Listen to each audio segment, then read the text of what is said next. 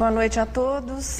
Hoje nós estamos vivendo, na sequência do estudo sistematizado, a nossa aula número 5, que nos traz hoje o capítulo 2 de O Livro dos Espíritos, primeira parte, onde em 19 questões nós vamos ficar, eu acredito, informados a respeito da origem das coisas, aquela nossa necessidade, à medida que a inteligência foi desenvolvendo, aquela necessidade de termos alguns porquês respondidos.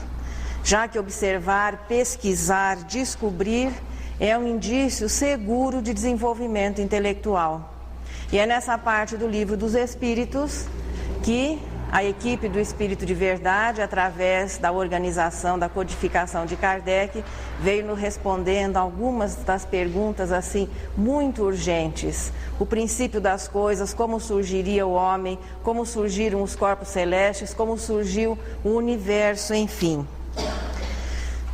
Sente-se no desenvolvimento, no amadurecimento das crianças, me parece que ali por volta dos 3 anos, é aquela série interminável de porquês que deixa a família toda tumultuada, porque muitas vezes nós não temos nem como informar aquele porquê que a criança busca. Isso acontece também na vida do espírito. Chega um momento em que nós começamos a nos preocupar de por que é que as coisas existem, do que é que elas são feitas, por que existe o dia e a noite. E com relação aqui à nossa realidade, planeta Terra, chegou um momento que o homem, além de se preocupar com o seu sustento, com a sua proteção, ele começou a perceber, ele começou a notar a natureza que o rodeava, as suas particularidades, e pelo desenvolvimento intelectual já realizado e pelo desenvolvimento moral que é sequente, começou a ocupar-se em buscar as explicações. A ciência nasceu exatamente dessa necessidade interior de encontrar respostas a partir do quê? Da observação dos fatos, de uma contínua observação que foi nos permitindo perceber a repetição, a precisão que existe em todos os fenômenos da natureza. Chega um momento em que nós começamos a unir os pontos, a formar, veja, a partir dessa observação, a formar alguns conceitos e passamos, a partir daí, não só a perceber, mas buscando compreender, em algumas situações, até compreendendo a perfeição que existe no funcionamento, no mecanismo de tudo que nos rodeia na natureza, da qual hoje nós já sabemos também que somos parte. E interessante que depois de todo esse processo, algumas pessoas tentam atribuí-lo a uma obra do acaso, como se toda essa precisão, onde se sente uma manifestação de uma inteligência superior, pudesse ser obra do acaso. A ciência, veja, é o resultado dessa análise, e a palavra ciência significa conhecimento. E o conhecimento é sempre relativo ao progresso efetuado e à nossa capacidade de perceber e de encontrar explicações, à nossa capacidade de compreender. Perceber é um indício de progresso. Compreender é quando se consegue dominar aquele conhecimento, já é uma comprovação do progresso efetuado.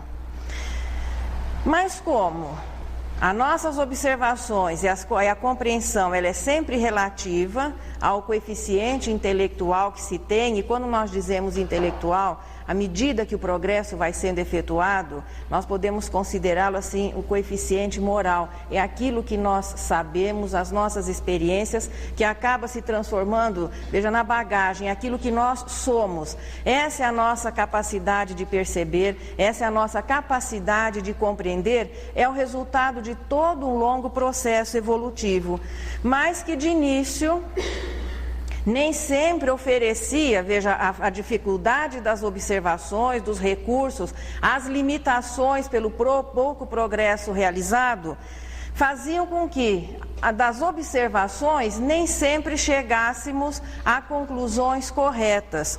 Um exemplo disso é que a visão simples, a observação simples do dia e da noite levou a humanidade a imaginar, nas suas primeiras tentativas de explicações, de que o Sol é que faria esse movimento ao redor do planeta Terra.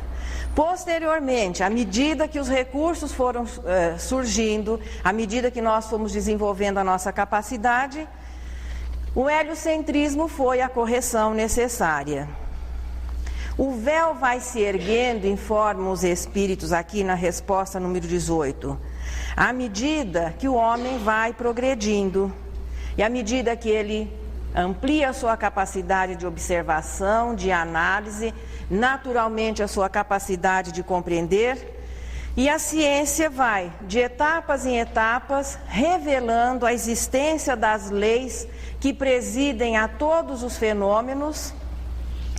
E o que é certo, o que é correto, permanece, independentemente do progresso efetuado, do tempo que vai passando, aquilo que é certo, aquilo que é correto continua. As teorias que depois se mostraram incorretas, essas vão se tornando superadas, vão sendo abandonadas. Quanto mais vejo o homem progride e naturalmente tem uma facilidade maior em perceber e compreender, mais deveria ele reconhecer a sabedoria do Criador de todas essas coisas. Porque nós não podemos imaginar que haja efeito sem causa.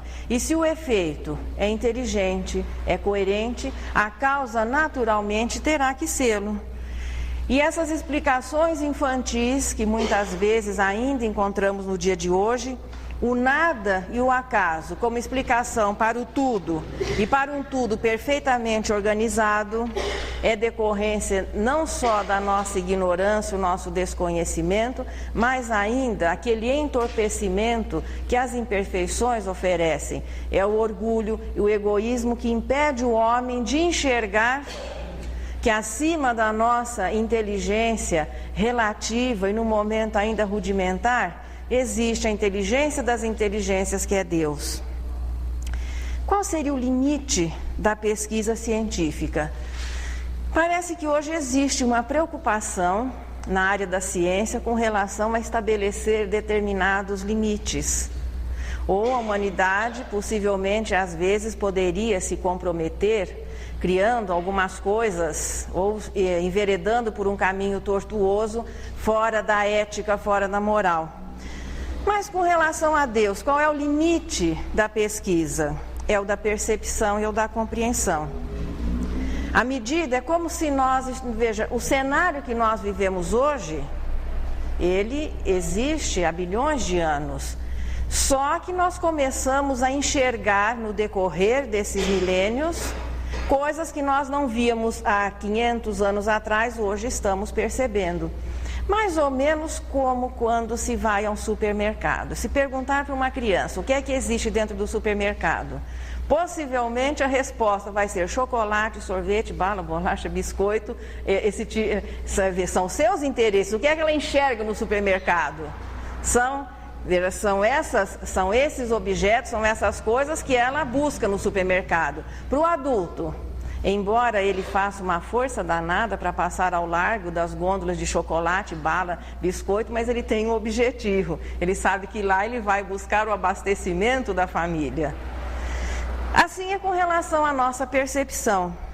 À medida que nós vamos progredindo, nós vamos enxergando ou alcançando aquilo que não havíamos notado até então.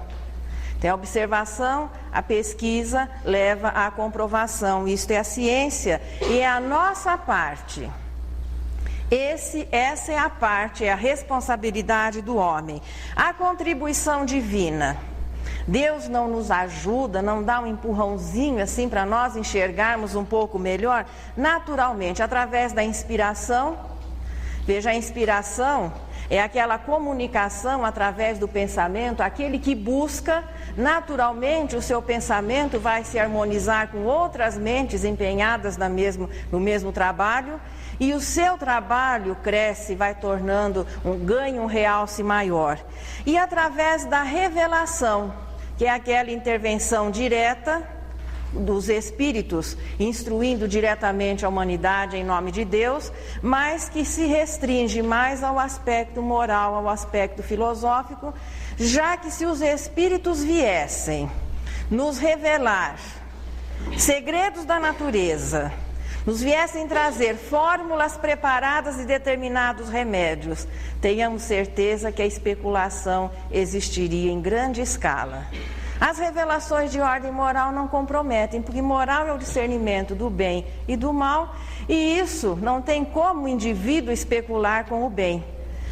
Mas quando Deus acha necessário, Ele até pode auxiliar através dessa revelação direta. Então, através da inspiração e da revelação, nós podemos também alcançar, facilitar o nosso descobrimento das coisas. Mas será no planeta Terra que nós vamos saber da causa, da origem de tudo? Veja, o limite é daquilo que nós podemos alcançar. E aqui no planeta Terra? Bom, não é por aqui ainda, sinto informá-los, que não é aqui, nessa faixa moral em que nós estamos vivendo, que encontraremos todas as respostas. A Terra está no segundo degrauzinho da escala moral de mundos. É uma lição adiante, mas nós vamos adiantar assim um pouquinho. Então existe uma divisão de mundos primitivos, de provas e expiações, mundos regeneradores, felizes e celestes. Nós estamos no segundo degrau e seria muita pretensão imaginar que neste segundo degrauzinho nós já teríamos acesso ou condições de compreender aquilo que vai ser natural mais adiante, nos mundos de regeneração, nos mundos felizes. Por maiores sejam os nossos esforços e por mais os espíritos se empenhem em nos instruir, o nosso limite é estabelecido pela nossa condição moral. Portanto, por mais desenvolvida seja a nossa capacidade de perceber e de compreender, ainda temos o limite de uma humanidade, de um grupo de expiações e provas. É nisso que, fazendo um parênteses, orgulho é infantilidade. Por mais que um espírito que viva aqui num plano de expiação e provas se orgulhe da sua inteligência, o que é a sua inteligência diante de alguém que já esteja vivendo o final da regeneração ou iniciando lá nos mundos felizes? E realmente nós começamos a aprender, não enquanto nos orgulharmos daquilo que já sabemos.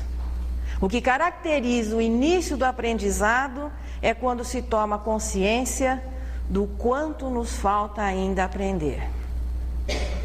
Enquanto nós nos orgulharmos das nossas conquistas, não teremos ido muito longe. Estaremos realmente nos iniciando. Portanto, por mais esforços, por mais sejam coroados de êxitos esses esforços, existe o limite da nossa capacidade de percepção e de compreensão. Veja que à medida que o homem foi progredindo, conceitos foram substituídos, foram trocados.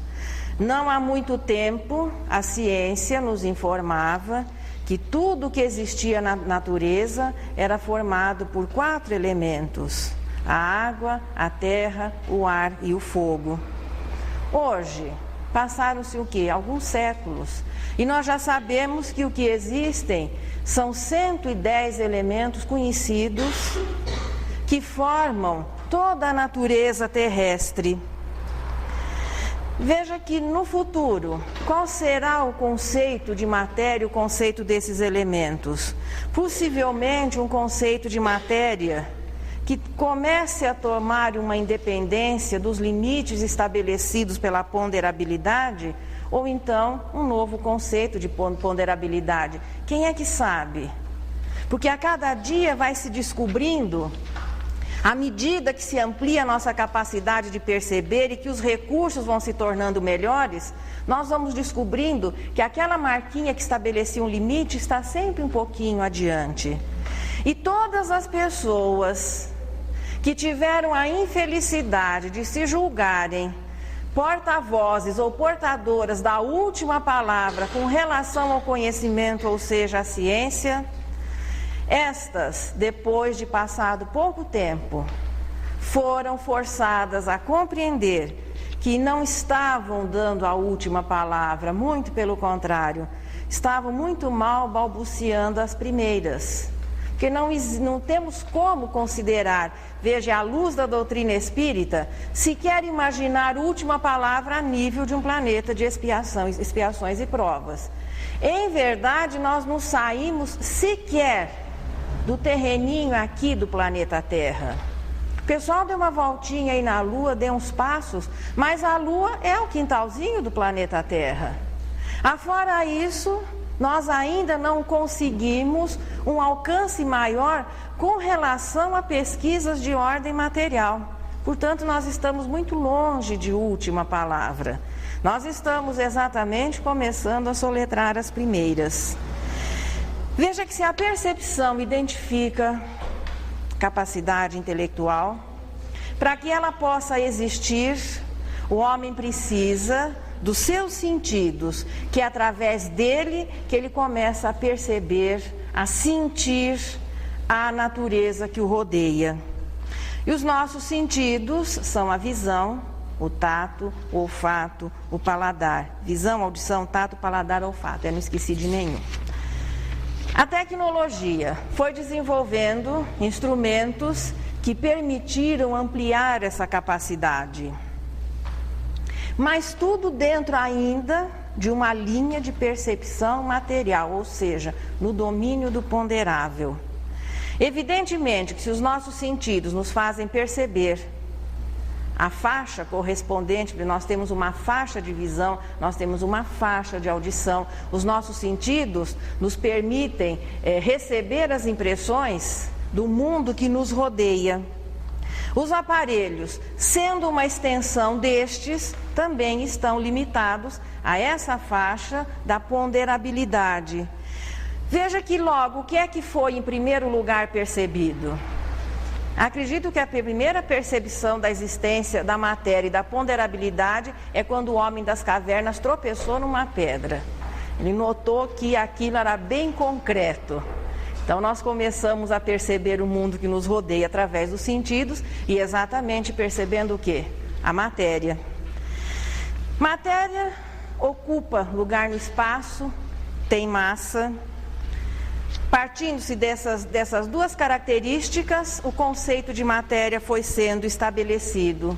E hoje nós sabemos que a matéria é o resultado da composição de uma série de elementos simples, 110 por enquanto, a minha época de escola era 96, depois o pessoal foi descobrindo, criando mais alguns, né? Acredito que 110 por aí, que formam a base da natureza terrestre e existindo uma semelhança muito grande com relação aos demais corpos do universo.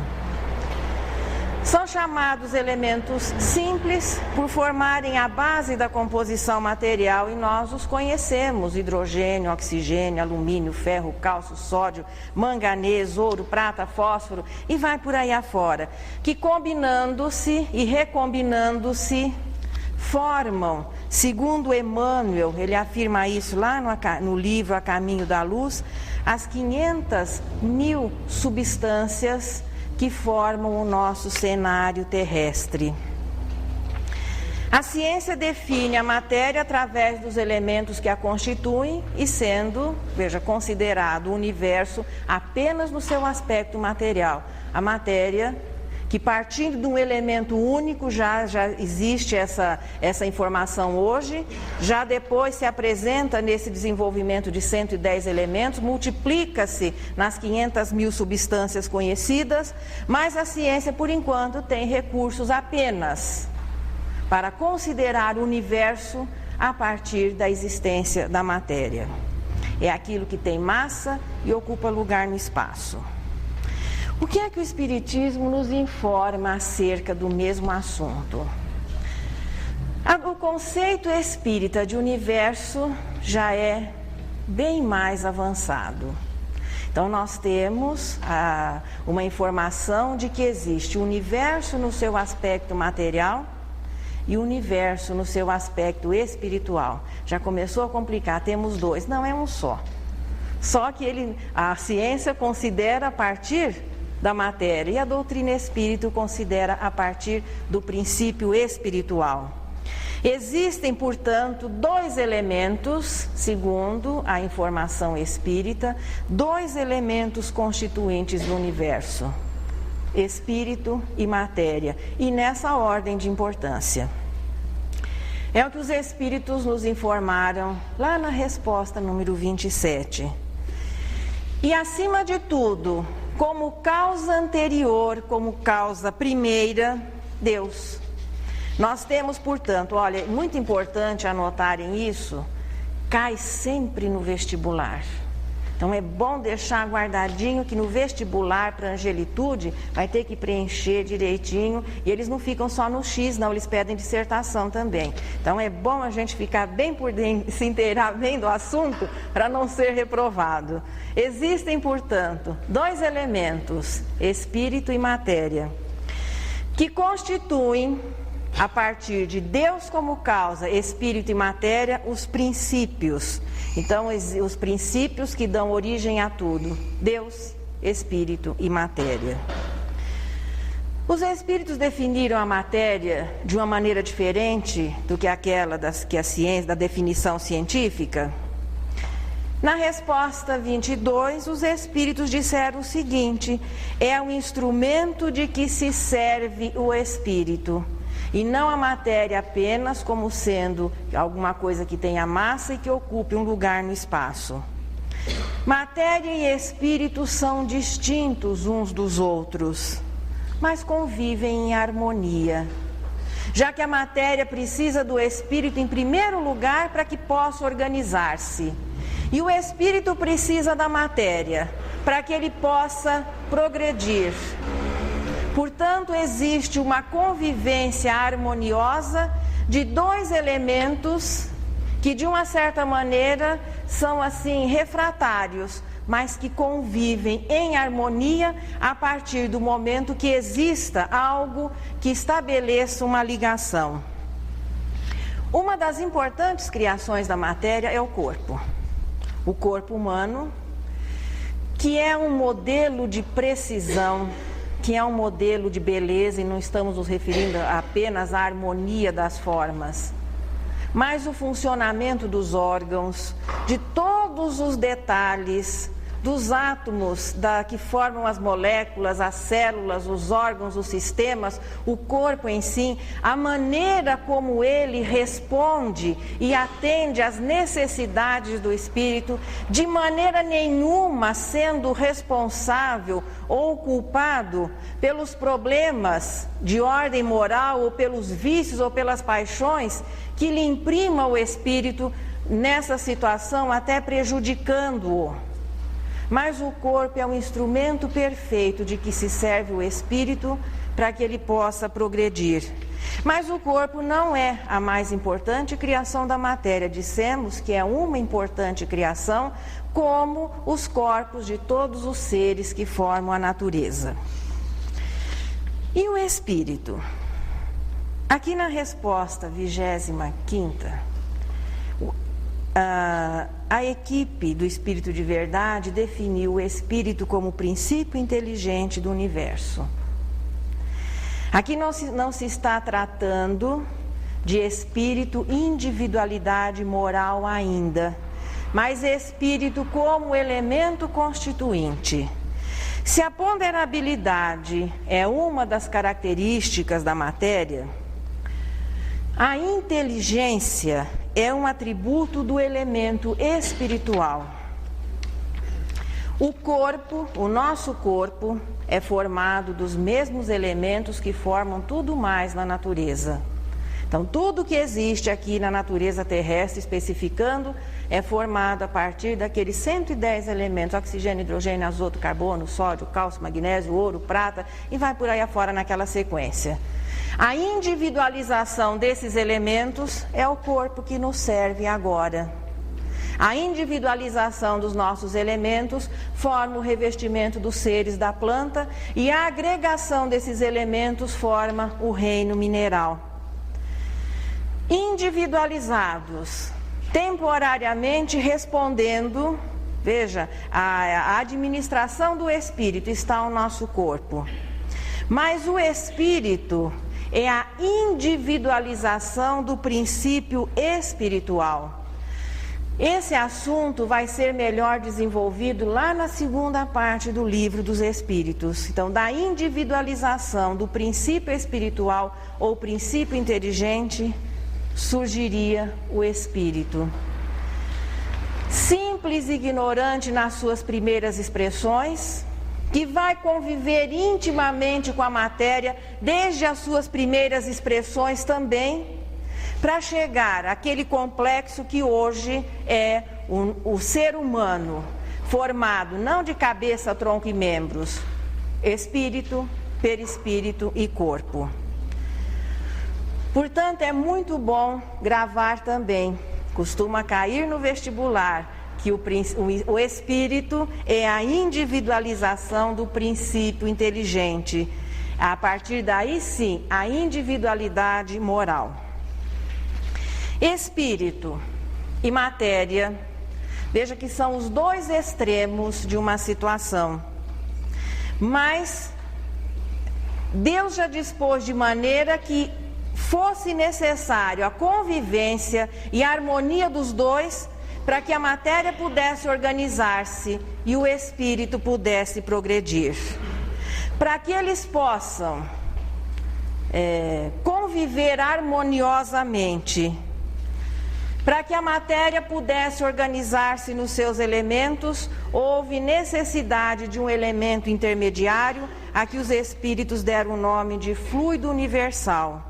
O elemento primitivo, gerador da matéria, dentro do nosso conceito de matéria ponderável.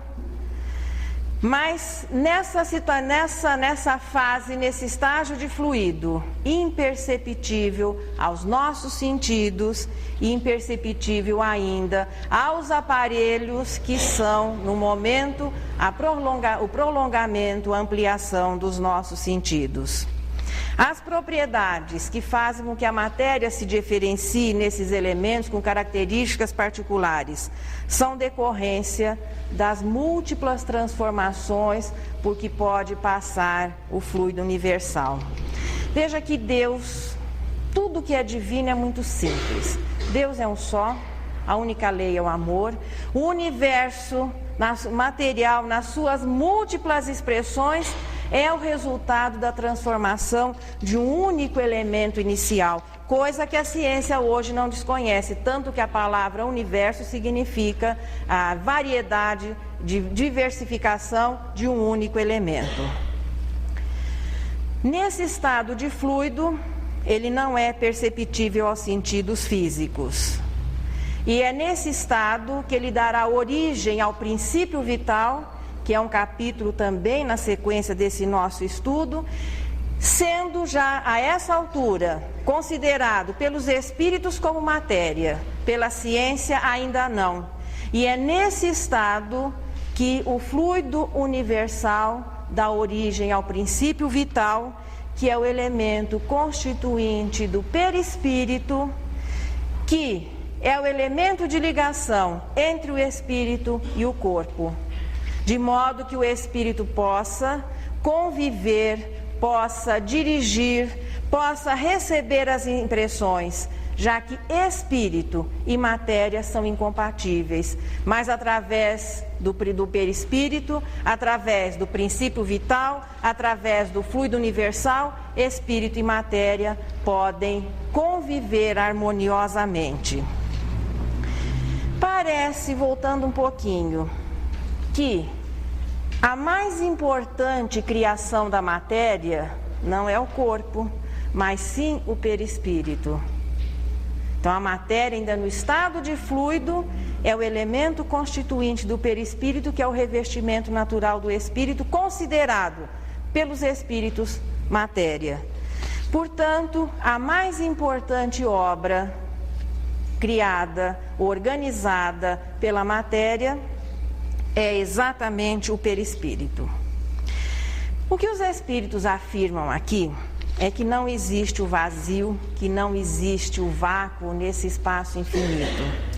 Que o vazio, que o vácuo não existe, a ciência já descobriu isso há bastante tempo. Nós aqui dizemos, olha, naquela sala o que tem? Não tem nada, está vazio. Imagine, coloca um microscópio ali e cada ser que parece extraterrestre vão surgir ali nas partículas, os germes, as bactérias, tudo vivendo, tudo convivendo. Então isso que nós imaginamos de vazio é um conceito ultrapassado, não existe o vazio. A própria palavra espaço tem uma definição à luz da ciência. O espaço entre dois corpos, o limite estabelecido por dois corpos. Bom, então se não existirem os dois corpos que estabelecem esse limite, nós não teremos o espaço? Interessante que esse conceito de espaço também já vai ter que ser modificado, porque a própria ciência começou a considerar a possibilidade de uma extensão além daquilo que nós pudéssemos compreender. E quando as pesquisas começaram a levar o homem para além das fronteiras dos sentidos, os aparelhos, um conceito de velocidade se modificando, o sistema métrico decimal foi insuficiente para os cálculos no universo. E precisou do apoio da velocidade da luz para que nós pudéssemos começar a entender um pouquinho mais o que seja o espaço. E que os espíritos colocam aqui que o universo é infinito. O espaço, portanto, sendo infinito.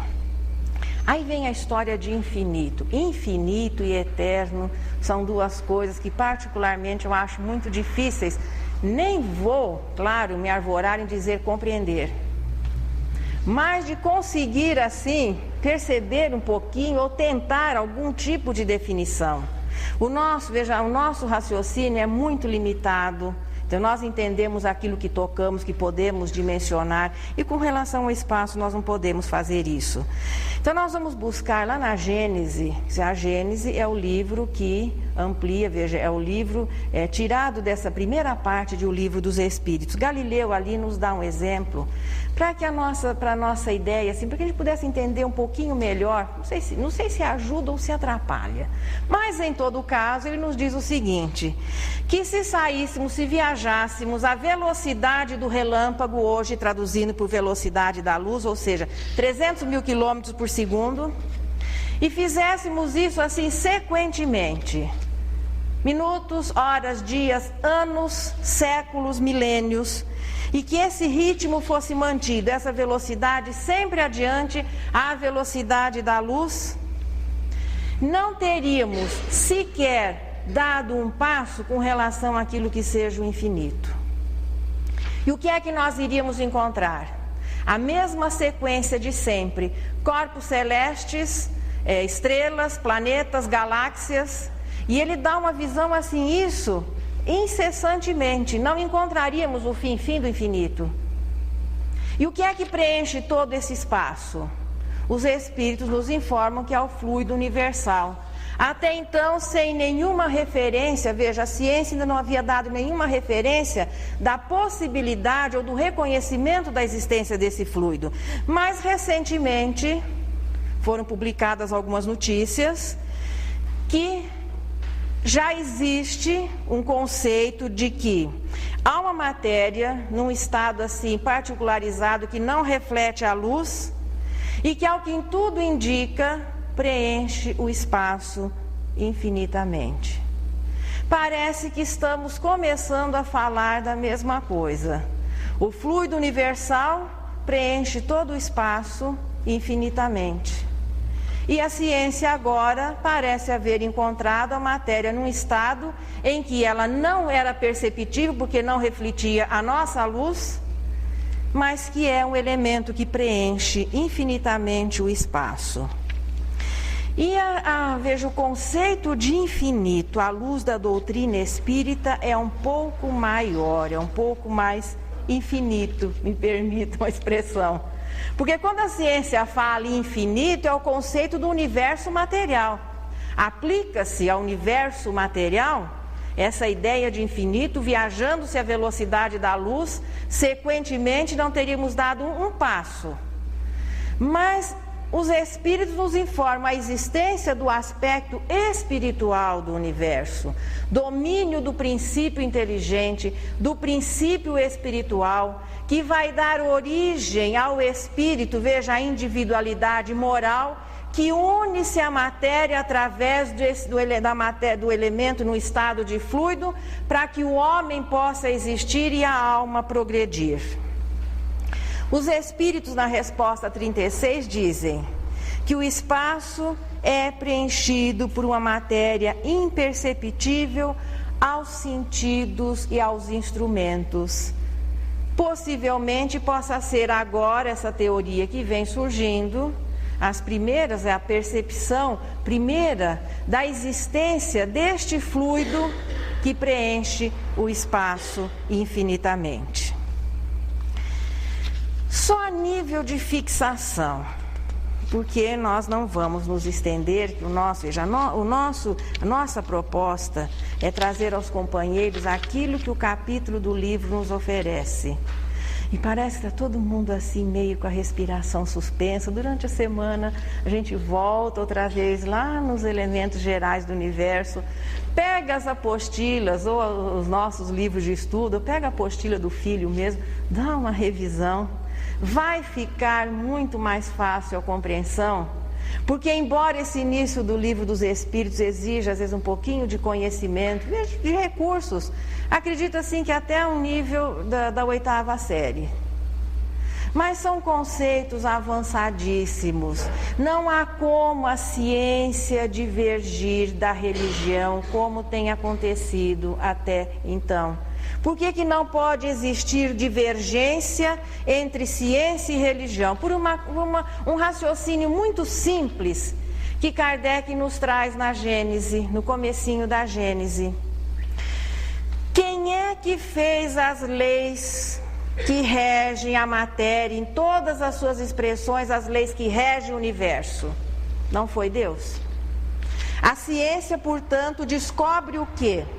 Os fenômenos que são presididos pelas leis criadas por Deus. Então, o pensamento divino se manifesta nas leis que regem a organização, a relação dos elementos, no caso agora dos elementos materiais. Então, a ciência vai descobrir aquilo que é o pensamento divino transformado nas leis que presidem os fenômenos. Qual é a proposta da religião? A proposta da religião é interpretar o pensamento de Deus. Como é que, então, nós poderemos encontrar divergências naquilo que se propõe a interpretar o pensamento e na descoberta da ação desse pensamento? Se a religião realmente revelar as leis divinas, estará de acordo com a ciência. E quando a ciência realmente descobre a lei correta, estará em acordo com a religião. Então, não existe, porque ciência e religião são duas informações muito importantes para o indivíduo. Portanto, não pode existir e não existirá divergência quando os dois estiverem realmente representando as leis divinas ou descobrindo aquilo que existe na natureza que representa o pensamento divino. Nós temos, portanto, fazendo uma revisãozinha. No universo, 2 elementos constituintes. É simples, veja bem. Existe Deus, que é um só. Com uma única lei, Ele criou e mantém o universo, é o amor. Simples, não é? O universo se apresenta em 2 aspectos, espírito e matéria. A mais importante obra do espírito, como elemento constituinte, do princípio inteligente como elemento constituinte, é o espírito, individualidade moral. A mais importante obra da matéria é o perispírito. E depois, numa outra fase, uma obra importante é o nosso corpo. Deus, espírito e matéria são os elementos constituintes de tudo. É isso que a doutrina espírita nos oferece assim, dessa maneira tão simples, nesse nosso segundo capítulo. Claro que a ciência foi descobrindo os 110 elementos, as substâncias, mas nós vamos retornando à simplicidade daquilo que os espíritos apresentaram. 2 elementos, espírito e matéria, e os princípios, Deus como causa, espírito e matéria, sendo os princípios a resposta àquela nossa busca anterior, a origem de tudo, matéria, espírito e a causa primária, que é Deus. Na próxima semana nós estaremos iniciando um capítulo 3º que trata da criação. Aí sim especificando na formação dos mundos, o surgimento da humanidade e até dando uma pinceladinha assim, uma entrevista com Adão. Mas isso é na sequência das próximas semanas. De confidência com Jesus. E acredito que nós podemos também fazer um pouquinho nossas as palavras de Maria Dolores quando diz em confidência. Se eu pudesse, Jesus, desejava esquecer a minha própria imperfeição, a fim de ser contigo, onde houvesse aflição. O suave calor do braço terno e amigo, que derrama esperança em todo o sofrimento, de modo aqui na terra ninguém padeça em vão. Queria ser uma chama de fé ao longo do caminho, um pingo de bondade a descer persistente sobre a rocha do mal em que a treva se fez. Queria ser migalha de conforto a todo coração que está sozinho, proteção à orfandade, companhia à viuvez. Queria ser a brisa que refrigera a mente em cansaço profundo, combalida na prova quando a tristeza vem. Queria ser a escora pequenina que sustentasse os náufragos do mundo para o regresso à vida nova pelas vias do bem. Queria ser a força do silêncio que verte do sorriso de brandura a suprimir o incêndio da revolta de quem se desespera ou se maldiz. Queria ser o beijo da alma boa que seca o pranto de quem se tortura ante os golpes de lama da calúnia infeliz. Queria ser a prece que afervora e alivia o doente. Socorro, de algum modo, a retratar-te. Queria ser, enfim, ao teu lado, Senhor. Alguém que se olvidasse inteiramente, dia a dia, hora a hora, a fim de estar contigo em toda parte e ser uma bênção de amor. Que neste expandir a nossa mensagem